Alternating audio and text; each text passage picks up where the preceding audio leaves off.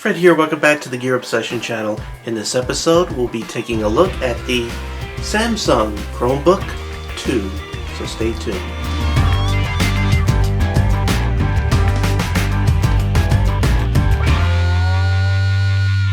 Now to be a little more specific, this is the 11.6 inch model. It's usually just referred to as the Chromebook 2 11-inch.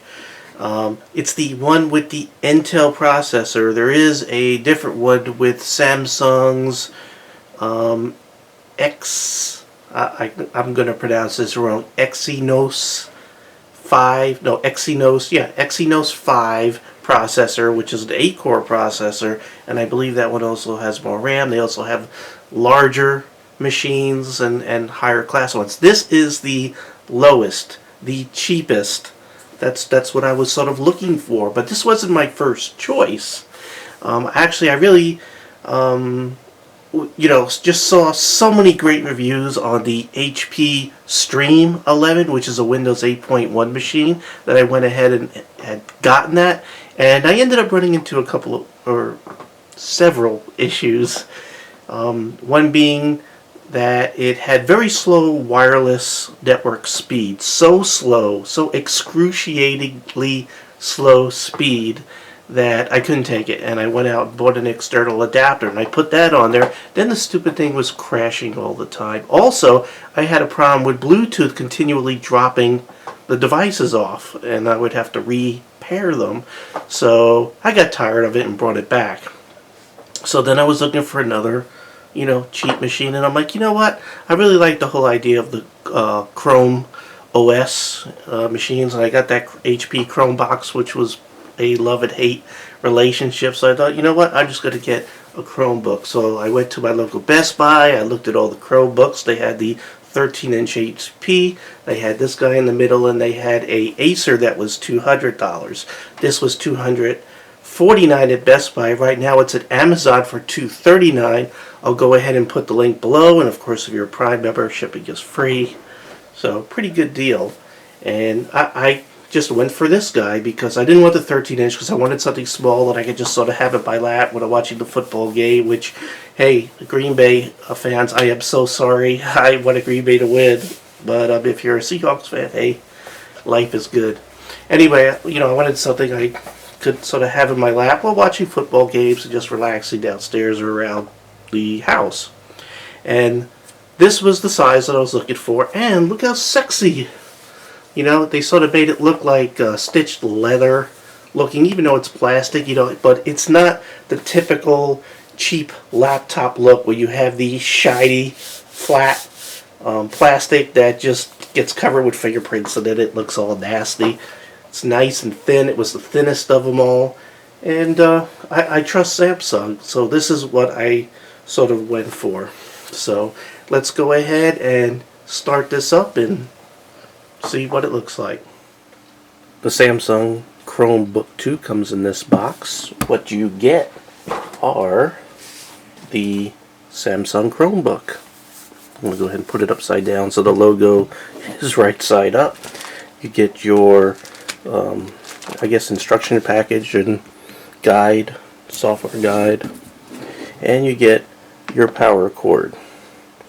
If you notice that the power cord has a very small pin that goes into the computer, which is something that we will be discussing in a little bit of detail because of a little issue I had with this. Let's go ahead and take a look at the Chromebook itself. The top is really, really nice. It has this interesting texture as if it were stitched around the edges like leather, except this is silver. And you have the Chrome logo, Samsung, right there. Really nice touches. I like that they didn't use the glossy fingerprint magnet kind of things on these things like they usually do. You can see they have some down-firing speakers right here toward the front. You have your little feet right there, and your normal Phillips screws all around. Now, on the left side of the laptop, we have the power plug. We have a USB plug, an HDMI plug, and under this little door here is a micro SD slot. No full-size SD, just micro SD. As a matter of fact, let's go ahead and just open that up so we could take a look what that looks like right there. Alright, so it does sort of hold on, which is nice. It doesn't just fly off and get lost. On the other side, we have another USB, and you have a headphone jack. So that's really all we can say about the outside. Now, let's talk about this power plug a minute, because I have been to Best Buy twice because of this power plug. Once to buy it, the unit, and once to bring it back thinking I had a problem. And the problem was that when I went ahead and plugged this in, I pushed it in until it stopped. And you can see when I push it in to stop, that's how far it is. Right there. Now what happened was, as I was setting this up originally, I noticed that the power, the little picture of the battery that's in the lower right hand corner, was sometimes it was charging, sometimes it wasn't. Because when I moved it, or when I touched the plug, the power would go in and out. Well, my issue was when I went back to Best Buy, I went ahead and looked at their demo unit, and I noticed that the plug was all the way in flush. So, here's the deal. When you plug this in, push it hard. Push it real good. Like that. And it snaps in. That's what you need to do. Save yourself some heartache. I wasn't even going to do a video on this, but just because of that, and knowing that I could save people a little bit of heartache, I decided to do a video. Let's go ahead and open this up. And when it was new, I had to hit the power for it to come on. Or I think when I plugged it in, it started powering up. And you can see, there's your setup screen. I'm going to go ahead and adjust the camera so you can see just what you would be in store for if you bought one of these and were setting it up. So all you're going to do, sorry about kicking the tripod, all you're going to do is select your language, what type of keyboard, this is a US keyboard, and your network. So I'm going to go ahead and do that. Be right back. The next screen you'll be getting is the Google Chrome OS Terms Agreement. You also have a little checkbox here that's optional if it's okay to send usage statistics to Google. I don't have any serious issue with that at this point. And then you're going to go ahead and put your email and password, your Google account information right in here. And now it just is syncing your preferences, and it starts sort of synchronizing, loads up if you have like plugins in your Chrome browser, and if you have certain apps selected, you know, things like that. It's going to go ahead and start adding those and synchronizing it with your other Chrome browsers, Chrome and Google type devices. So really nice setup.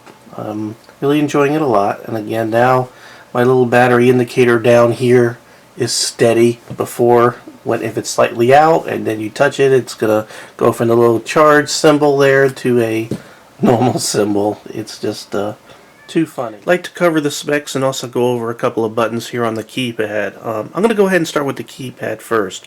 You have your power button here. You have your speaker control, low and raise the sound, which does sound pretty good. You have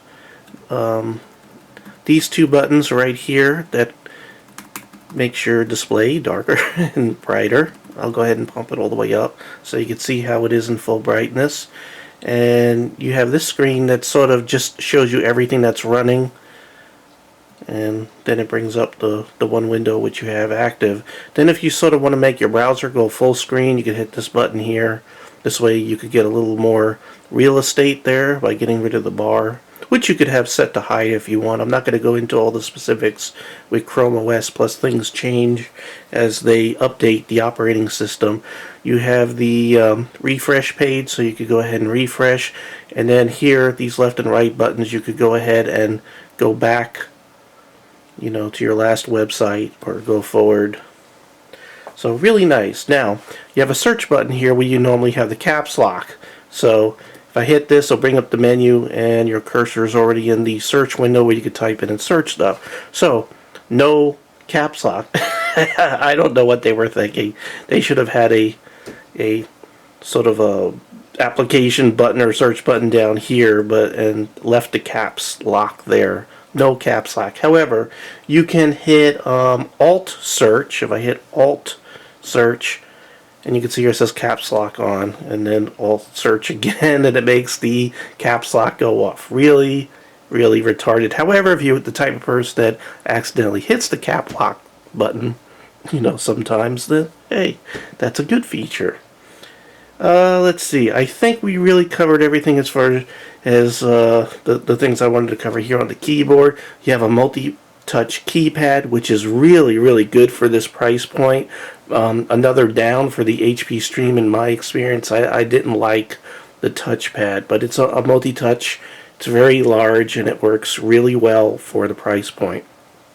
There's your webcam, 720p. You also have your mic, and again, the bottom fire speakers down here sound really good. So let's go ahead and run it through the specs really quick. So what I'm going to do, I have a mouse here, Bluetooth attached. I'm going to start up this application called System, which you could download from the Google Store for free.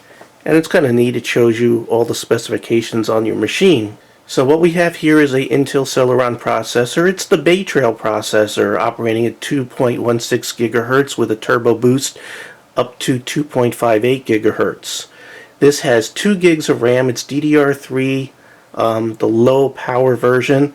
The box says it operates at 1,333 megahertz. However, the website for Samsung says it is 1600 megahertz.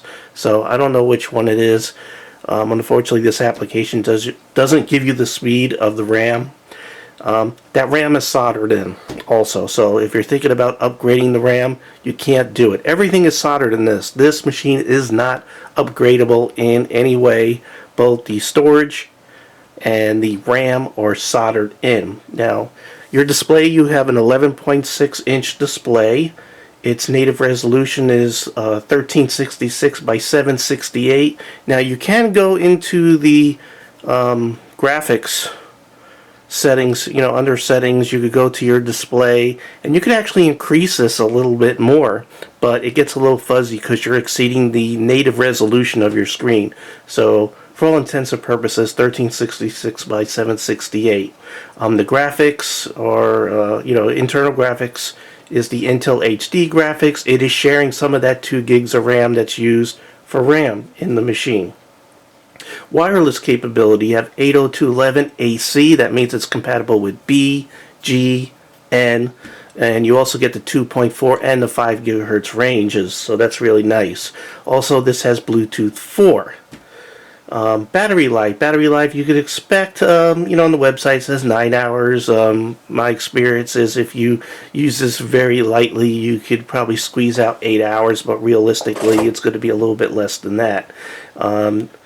This is because it has a 4080 mAh or milliamp hour battery, so that's what you expect here. But everything in here is geared toward low power.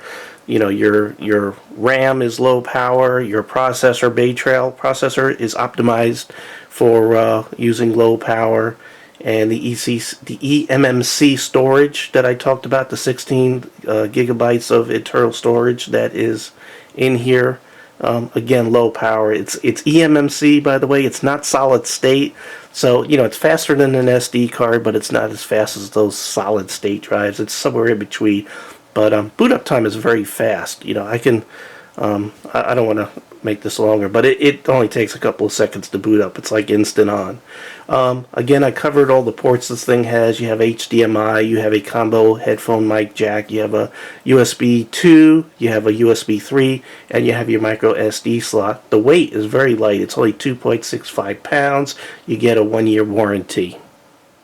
So it's time to wrap things up, and one of the things that I usually do is go over the pros and cons of the product I'm reviewing.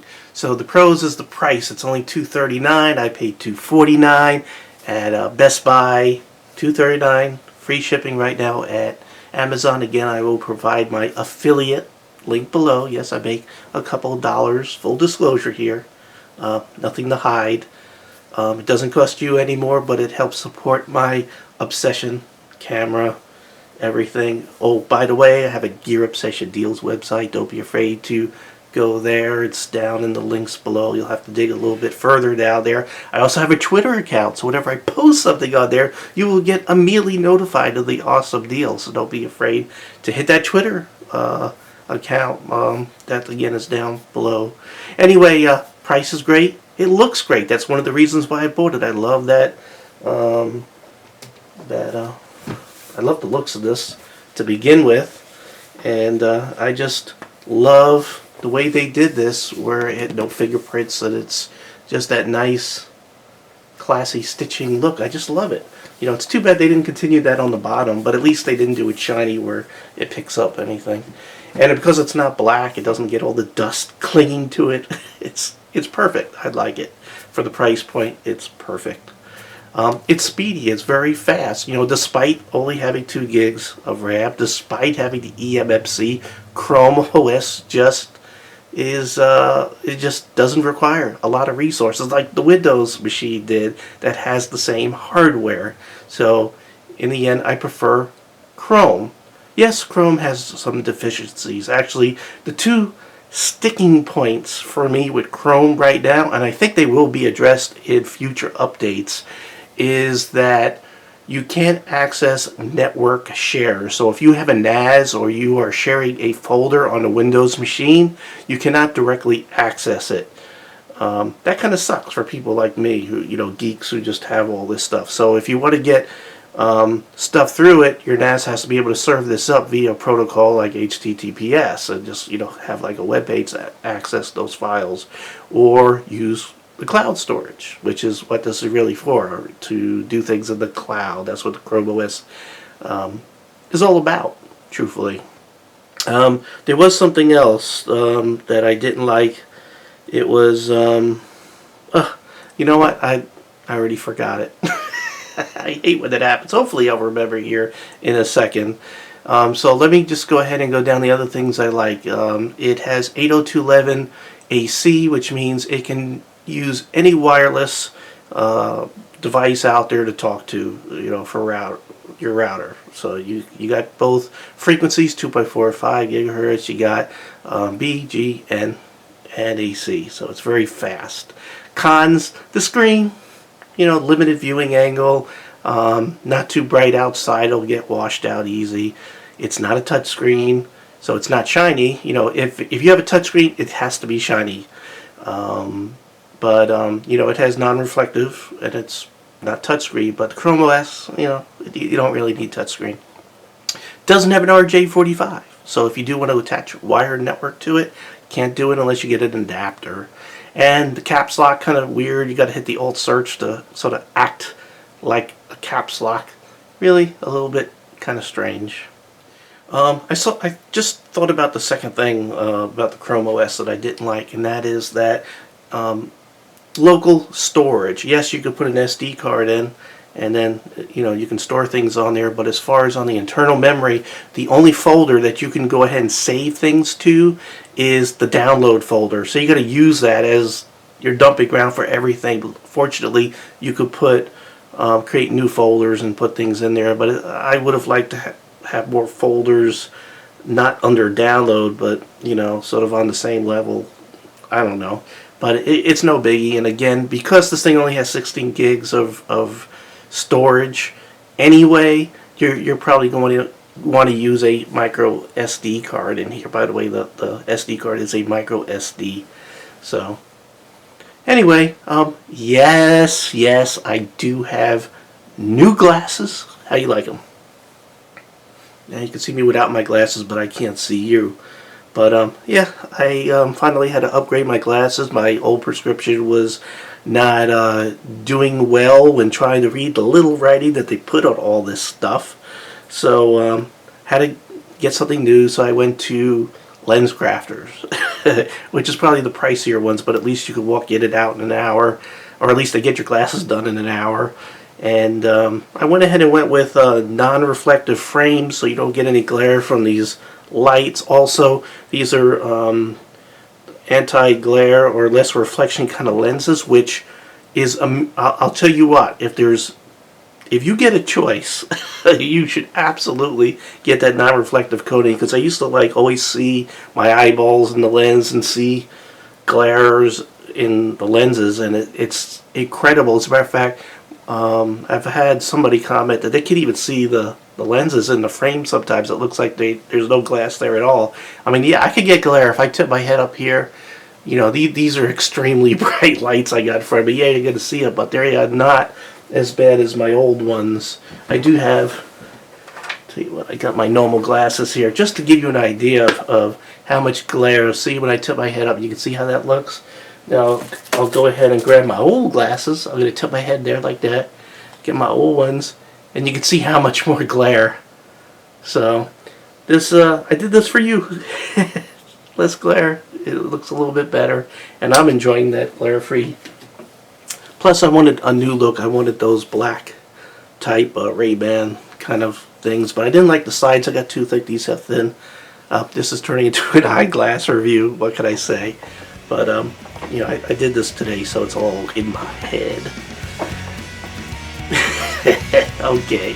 Well, thank you very much for joining me here at the Gear Obsession channel. I do really appreciate every friend, viewer, subscriber, and you. And I hope you have a great day. Take care. Bye.